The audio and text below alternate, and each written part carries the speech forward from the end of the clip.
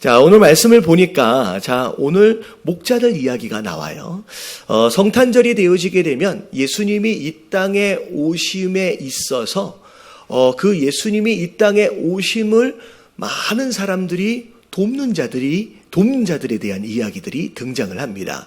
어찌 보면 예수님이 이 땅에 오실 때 가장 많이 어떤 굉장히 중요한 위치에서 도왔던 사람이 누굴까라고 생각하면 단연 예수님의 육신의 아버지 어머니였던 요셉과 마리아를 떠올리게 되죠.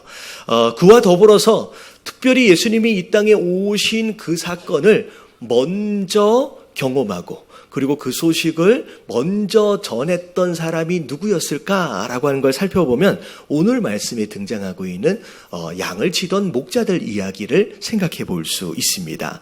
자, 이 내용을 보니까 밤에 이 목자들이 양을 치고 있는데 천사가 내려왔어요. 그리고 나서 이 땅의 구주로 예수님이 태어났다라고 하는 것을 메시지로 전해주고 그 메시지로 인하여서 이 목자들이 먼저 예수님 태어나신 장소에서 축하하고 환영하는 그런 일이 있어진 것을 이 말씀을 통하여 우리가 살펴보게 되는데, 자, 오늘 말씀의 주제는 뭐냐면 이 땅에 오신 예수 그리스도, 그 예수 그리스도께서 이 땅에 오실 때에 굉장히 중요한 역할을 감당해 주었던 몇몇 사람들, 과연 이 사람들이 어떤 사람들이었길래 하나님께 이렇게 아름답게 쓰임받을 수 있었는지를 한번 말씀을 통하여 살펴보는 가운데 우리 또한 그렇게 하나님 앞에서 쓰임받을 수 있는 우리가 될 수 있도록 결단할 수 있는 좋은 시간이 됐으면 좋겠습니다.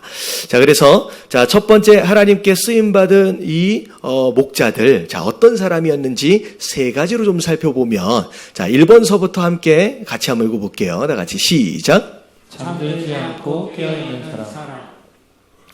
자, 오늘 말씀 8절 시작하는 부분을 보니까 그 지역의 목자들이 밤인데도 불구하고 어디 있었어요?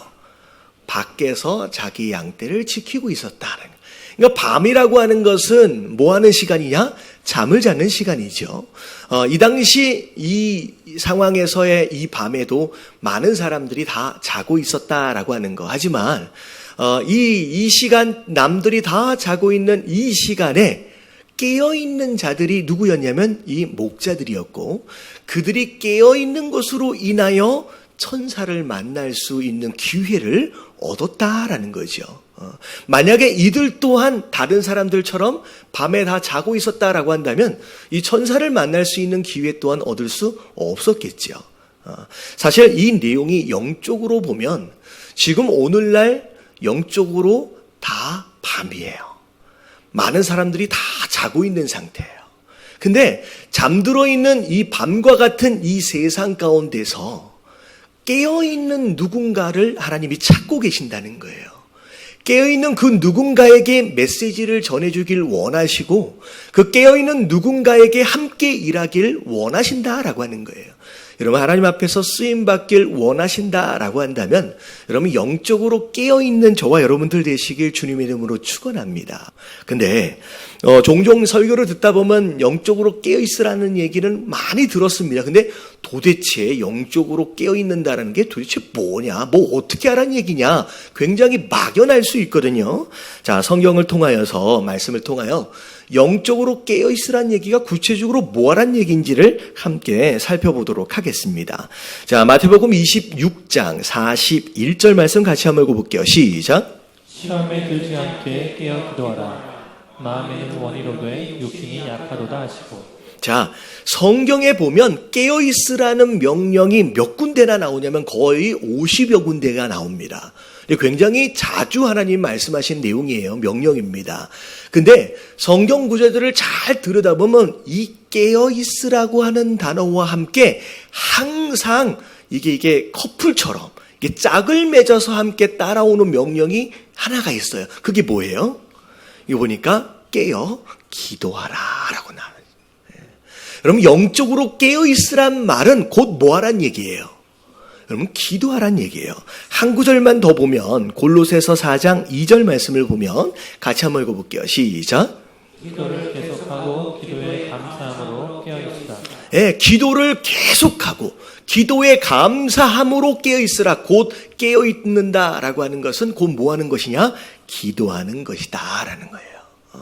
그러면 이 마지막 때에 이 깜깜한 밤의 시대를 살고 있는 우리에게 있어서 깨어있도록 하기 위해서 우리가 해야 할 일이 무엇이냐? 여러분, 기도하는 것이 바로 깨어있는 것이다 라고 여러분 스스로 여러분 기도할 수 있는 저와 여러분들 되시길 주님의 이름으로 축원합니다. 자, 두 번째 이 목자들이 자, 깨어서 기도해요. 그러면 기도만 하면 되느냐? 여러분, 그게 아니죠. 자, 두 번째 같이 한번 읽어볼게요. 시작. 맡겨진 일에 성실하고 충성을 다하는 사람. 자, 오늘 8절에 보니까 밤에 깨어서 눈만 말똥말똥 뜨고 있던 사람들이 아니에요. 눈 뜨고서 뭐 하고 있는 사람이에요? 자기의 양떼를 지키고 있는 사람이었다라는 거죠. 그러면 하나님 앞에 쓰임 받는다라고 했을 때 어떤 사람이 하나님이 쓰시느냐? 뭐 대단한 무엇인가를 계획하고 준비하여 어마어마한 업적을 이루는 사람을 하나님이 쓰시느냐? 그럼 그런 게 아니에요. 하나님은 일단 첫 번째 기도함으로 깨어있는 자를 찾으시고요. 그 기도함과 더불어서 뭐 하는 사람을 찾고 계시느냐? 자기에게 맡겨진 그 양을 지키며 돌보고 있는 사람을 하나님이 찾으신다는 거예요. 여러분, 내게 맡기신 양이 뭘 의미하느냐? 여러분, 여러분들에게 맡기신 가정을 의미하는 거예요. 여러분들이 맡겨주신 직분을 의미하고요. 사업장과 직장을 의미하는 겁니다. 이게 여러분들에게 맡겨주신 양떼라는 얘기예요. 대단하게 어딘가를 가지고 어마어마하게 화려한 이런 일들을 해야 하느냐? 그게 아니라 하나님은 지금 내게 맡겨진 그 일, 내 삶의 현장에서 거기에 성실하고 거기에 충성을 다하고 있는 사람을 하나님이 찾으시고 거기에 그 사람들을 하나님이 쓰신다라고 하는 거. 자, 그러면서 충성에 대하여 우리가 누가복음 16장 10절에는 이런 말씀이 있어요. 자, 같이 한번 읽어볼게요. 시작. 지극히 작은 것에 충성된 자는 큰 것에도 충성되고 지극히 작은 것에 불의한 자는 큰 것에도 불의하니라. 예, 충성을 다하기 위해서 우리가 가져야 할 마음 가운데 하나가 뭐냐면, 자, 하나님이 뭘 먼저 맡겨주신대요. 작은 일을 먼저 맡겨주신대요. 그리고 나서 그 일에 충성을 다하는지를 확인하신 다음에 그 다음에 뭘 맡기세요? 좀 더 큰 일을 맡기신다라는 거죠. 많은 성도들이 이것저것 많이 바쁘고 그런 가운데 하나님, 제가 지금은 좀 있다가 좀 쉬었다가 나중에 크게 한번 섬길게요 라고 이야기하는 분들이 종종 있습니다. 근데 뭐 나중에 크게 뭘 하겠다? 언제 하나님이 큰 거 맡기신대요, 그 사람한테? 여러분, 이런 거예요. 여러분, 작은 일에 충성하지 않은 자는 큰 일을 하나님 맡기시지 않습니다. 자기 딴에는 나중에 큰 일 할게요. 누가? 뭐 하나님 맡기시지도 않는데 자기가 할 것도 아니고. 여러분, 그런 게 아니라는 거예요. 여러분, 지금 내게 맡겨신 이 작은 일에 충성을 다하십시오. 내게 가정이 맡겨졌으면, 내가 주부로 지금 일하고 있으면 여러분 여기에 충성을 다하는 거예요. 내가 누군가의 밑에서 직장 생활을 하고 있으면 여러분 여기에 충성을 다하십시오. 여러분 여기에 충성을 다한 자에게 여러분 기업을 여러분 선물로 주시는 줄로 믿습니다. 자기가 할 일에 거기에 충성을 다하지 않고 나중에 내가 사업을 하면 되게 잘 될 것 같잖아요. 여러분, 그렇지가 않아요. 요즘에 많은 사람들이 창업을 하지만 여러분, 창업을 한 상황 가운데서의 거의 7, 80%는 다 뭐하고 있어요? 전부 다 망하고 있어요. 여러분, 망하게 되는 이유 중에 하나가 뭐냐면 내가 누군가에게 정말로 충성되이 행한 것으로 말미암아 배운 게 없기 때문에, 그러면 경험이 없으니까 망하는 거예요. 하나님 뭐라고 말씀하시냐면 작은 것에 충성을 해봐라. 그러면 그 다음 단계 내가 맡겨보겠다라고 하나님 말씀하고 계시는 거예요. 내게 맡겨진 일들에 대하여 이까짓 거라고 하면서 작게 여기는 사람은 여기에 목숨을 걸지를 못해요. 여러분, 내게 맡겨주신 일을 절대 작은 일이라고 생각하지 마시고요. 이게 내게 있어서 가장 중요하고 가장 큰 일이라고 하는 그런 마음을 가지고 여러분 섬기시는 저와 여러분들 되시길 주님의 이름으로 축원합니다. 자, 그리고 마지막입니다. 3번 우리 같이 한번 읽어볼게요. 시작. 명령하신 일에 즉각 순종하는 사람. 자, 천사가 예수님 나시는 소식을 전했습니다. 자, 그랬을 때 12절에 보니까 뭐라고 얘기하느냐? 너희가 가라는 거예요. 가서 예수님 나신 것을 맞이하라는 거죠. 맞으라는 거예요. 그랬을 때 15절 뒤에 부분을 보니까, 자, 15절 말씀. 천사들이 떠나, 자, 하늘로 올라가니 목자가 서로만 얘기하는 거예요. 자, 이제 베들레헴으로 가서 주께서 우리에게 알리신 바 이 일어난 일을 뭐 하자? 보자 하고 16절에 다 같이 시작. 빨리 가서 마리아와 요셉과 구유에 누인 아기를 찾아서. 자, 천사가 가라고 말했어요. 가서 예수님을 맞이하라고 말했어요. 그랬을 때, 자, 이 목자들이 치고 있는 양떼들이 있었음에도 불구하고 이들이 뭐 했냐면 그 즉시 그 명령하심에 순종하여 예수님을 찾으러 갔다는 얘기예요. 그러면 이게 쉬운 얘기가 아닐 거예요. 그러면 이들이 놀고 있던 사람들이 아니었습니다. 이 밤에 들에서 뭘 하고 있었어요? 양떼들과 함께 그 양떼들을 지키고 있었어요. 그런데 그러면 예수님을 맞이하려고 찾으러 가려면 뭐 하고 가야 돼요? 돌보고 있던 양들을 놓고 가야 돼요. 아마도 이 양떼들이 어찌 보면 순종함에 있어서 장애물이 되었을 가능성이 높습니다. 왜냐하면 놓고 가면 이게 이 양떼들이 어떻게 될까 걱정할 수밖에 없거든요. 이런 우리 삶 가운데서도 마찬가지예요. 하나님 명령하심이 있어요. 그런 가운데 순종해야 되는지를 알지만 자꾸 내 마음 가운데 뭐가 방해가 돼요? 지금까지 내가 돌보고 있는 이 양떼들이 방해가 되는 거예요. 그것 때문에 결단하지 못하고 순종하지 못하는 사람들이 많습니다. 근데 중요한 건 뭐냐면 아기 예수님을 찾으라고 명령하신 그 하나님이 지금 목자들이 뭐 하고 있었는지를 아실까요? 모르실까요? 이런 목자들이 뭐 하고 있던 사람들인지 여러분 아시는 분이에요. 이 목자들이 양을 돌보고 있었던 사람들이었는지를 아시고요. 이 양을 그 일에 순종하려면 양을 놓고 가야 하는지도 하나님은 아시는 분이에요. 여러분 핑계를 대고 이유를 달기 전에 내 모든 상황을 이미 하나님은 뭐 하고 계신다? 다 알고 계신다는 거예요. 여러분 이것에 대한 믿음이 필요해요. 내가 생각할 때는 장애일 수 있고 이것 때문에 순종이 결단하기가 쉽지 않을 것 같지만 하나님은 내 모든 상황을 이미 아시는 가운데 명령하신 거예요. 그 얘기는 순종했을 때 이 양에 대한 문제는 누가 책임진다는 거예요? 여러분 하나님이 책임을 진다는 거예요. 여러분 이것에 대한 믿음이 없으면 순종이 불가능합니다. 계속 이 양떼 때문에 떠나지를 못하는 거예요. 여러분 내 삶 가운데 허락하신 이 모든 문제들 여러분 이미 하나님이 다 아시는 가운데 하나님이 아시는 가운데 명령하셨다라고 한다면 여러분 이 문제까지도 하나님 앞에 맡기시고 여러분 순종할 수 있는 저와 여러분들 되시게 주님의 이름으로 축원합니다. 특별히 오늘 말씀 가운데 순종에 대하여 제가 한 3가지만 몇 가지 말씀을 드리고 정리할까 합니다. 왜 이 순종이 중요한지 아마 지난주부터 좀 말씀을 드렸던 내용이 연속일 것 같은데 자, 3가지 중에 첫 번째 한번 같이 한번 읽어볼게요. 시작. 순종은 보이지 않는 믿음의 증거가 된다. 자, 믿음은 잘 보이지 않습니다. 근데 보이지 않는 믿음은 반드시 무엇으로 드러나게 돼 있어요? 순종이라고 하는 것으로 드러나게 돼 있어요. 다시 말하면 순종으로 나타나지 않는 믿음은 여러분들 허상입니다. 여러분 착각이에요. 여러분 믿음이 없는 거예요. 반드시. 자, 히브리서 11장 8절 말씀 같이 한번 읽어볼게요. 다 같이 시작. 믿음으로 아브라함은 부르심을 받았을 때에 순종하여 장래의 유업으로 받을 땅에 나아갈새 갈 바를 알지 못하고 나아갔습니다. 네, 아브라함이 하나님에 대한 믿음이 있었어요.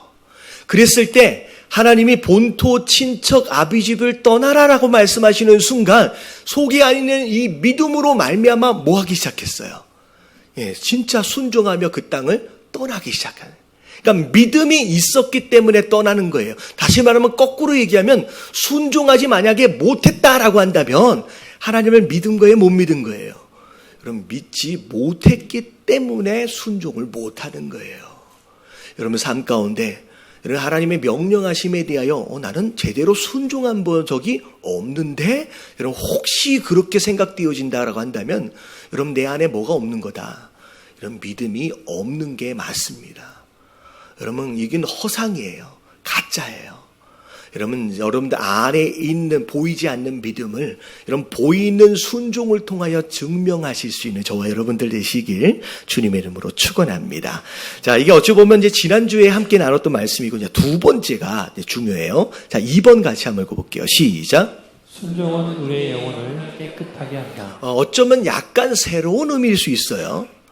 자, 우리가 영혼이 깨끗해지기 위해서 어떻게 해야 하느냐라고 하는 걸 잘 생각해 보면, 자, 영혼이 깨끗해지기 위해서 일단은 뭘 하는 게 좋냐라고 물어보면 뭐 한다고 얘기하냐면 기도하는 게 굉장히 중요합니다. 기도는 하나님과 교제하는 거거든요.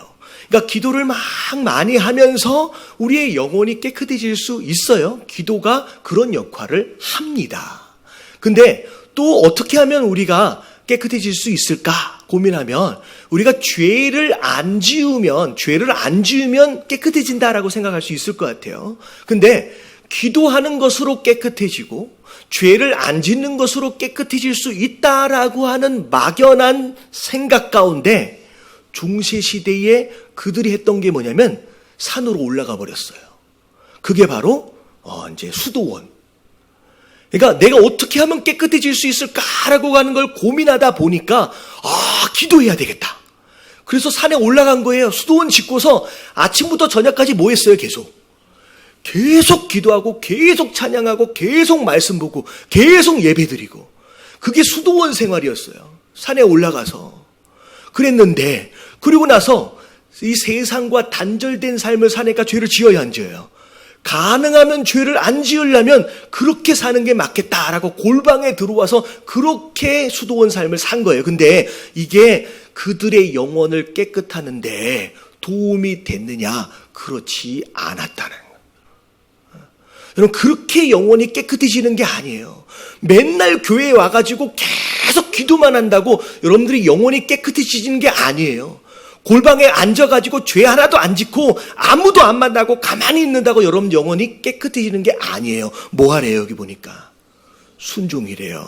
자, 이 말씀이 어디 나와 있냐면 베드로전서 1장 22절 말씀 줄 쳐진 데까지만 읽어볼게요. 시작. 너희가 진리를 순종함으로 너희 영혼을 깨끗하게 하여. 자, 무엇이 여러분들의 영혼을 깨끗하게 한다? 순종함으로 너희의 영혼을 깨끗하게 할 수 있다라고요. 여러분, 신앙생활을 하면서 자꾸 자기 개념 안에서 무엇인가를 만들어가지 마십시오. 기도한다고 죄 안 짓고 골방에 앉아있다고 깨끗해진다는 얘기가 없어요. 여러분, 성경 말씀을 근거로 정확하게 우리가 어떻게 해야 거룩해질 수 있는지를 찾으려면 말씀으로 가야 돼요. 너희가 진리를 순종함으로, 말씀에 순종할 때 네 영혼이 깨끗해진대요. 여러분, 순종을 통하여 깨끗한 영혼을 가지시길 주님의 이름으로 축원합니다.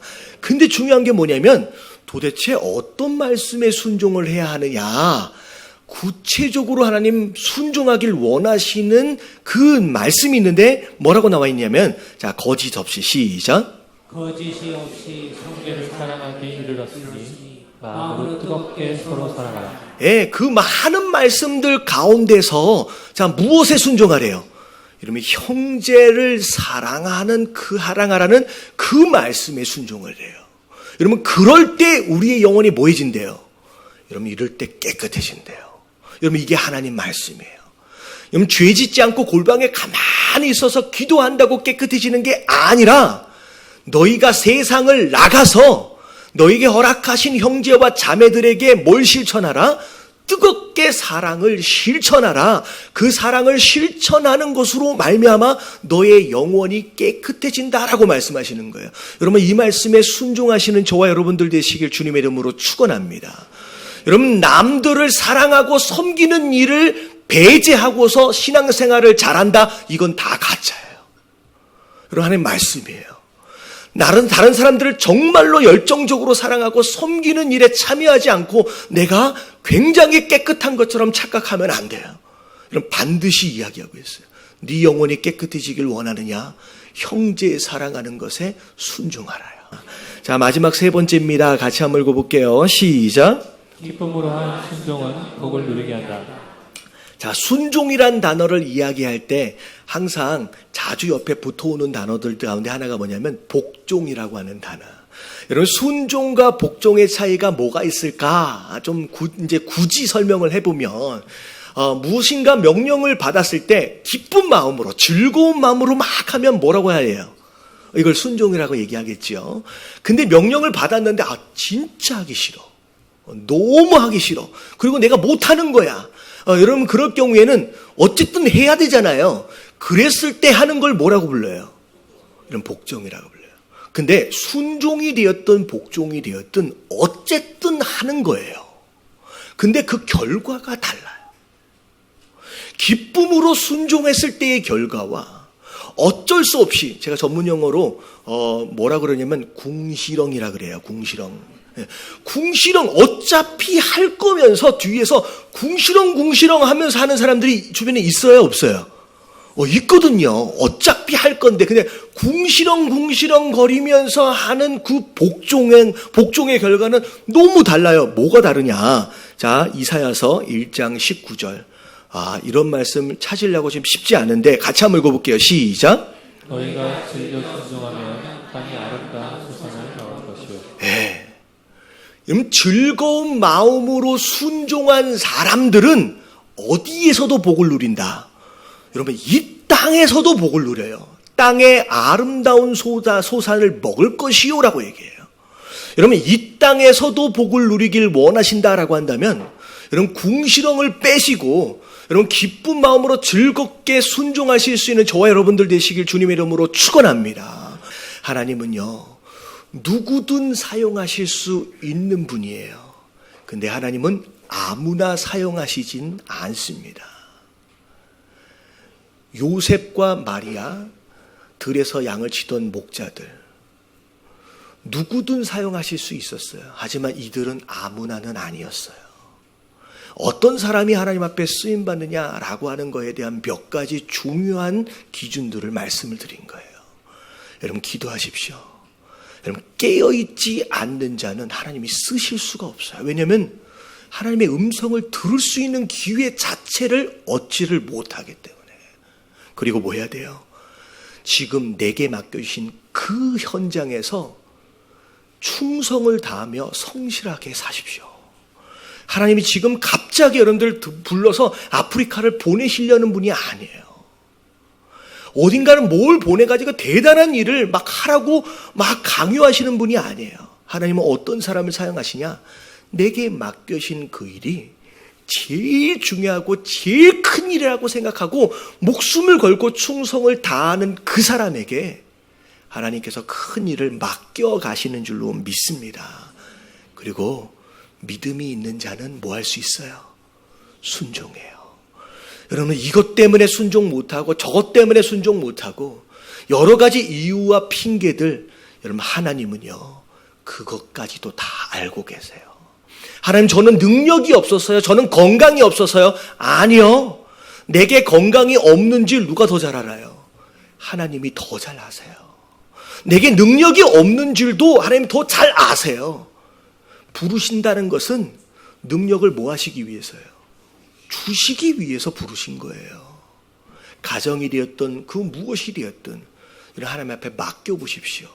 그때부터 하나님이 책임져 가심을 여러분 경험할 수 있게 되는 줄로 믿습니다. 그리고 이 왕에 순종할 바에는 복종 쪽이 아니라 뭘 빼라 그랬어요, 입에서? 전문 용어 궁시렁. 여러분, 이걸 빼야 돼요. 이 궁시렁을 빼면 이 땅에 복을 받아요. 이런 기쁜 마음으로 순종할 수 있는 저와 여러분들 되시길 주님의 이름으로 축원합니다.